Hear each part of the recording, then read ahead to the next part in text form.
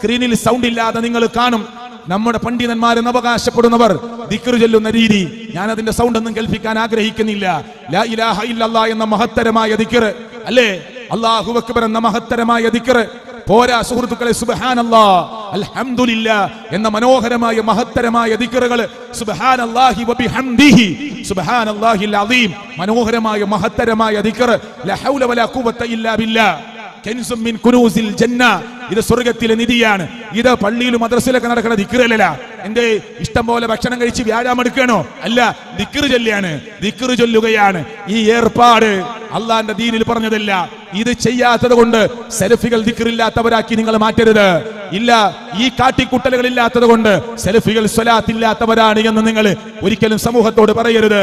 അള്ളാഹുവിന്റെ പ്രവാചകന്റെ പേരിൽ മുസ്ലിങ്ങളെ, ഈ സദസ്സിലിരിക്കുന്നവരെ, പൈച്ചാറിൽ ഞങ്ങളെ കേട്ടവരെ, ധാരാളമായി നബിയുടെ പേരിൽ സ്വലാത്ത് ചൊല്ലണം.